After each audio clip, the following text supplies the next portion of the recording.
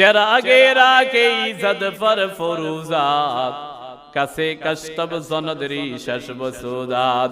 जिस शख्स ने कुरान को सीने में बसाया, जिस शख्स ने कुरान को सीने में बसाया, जन्नत मुअल्ला में मका अपना बनाया।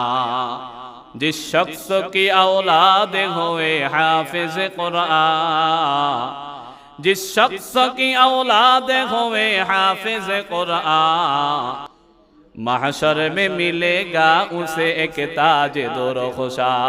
যে ব্যক্তি কোরআনকে নিজের অন্তরের মধ্যে বসায়া নিল, তার ঠিকানা জান্নাত সে করে নিল। যে ব্যক্তির একটা সন্তান কোরআনের হাফেজ হলো, হাসরের ময়দানে আল্লাহ তাআলা ওই ব্যক্তির কপালের মধ্যে, মাথার মধ্যে একটি নূরের টুপি, নূরের তাজ আল্লাহ তাকে পরাইয়া দিবে। বলেন না সুবহানাল্লাহ। 10 আহলে জাহান্নাম को सुफारिश करेगा, 10 अहले जहन्नम को सुफारिश करेगा, फिरदौस में लेकर उन्हें साथे चलेगा।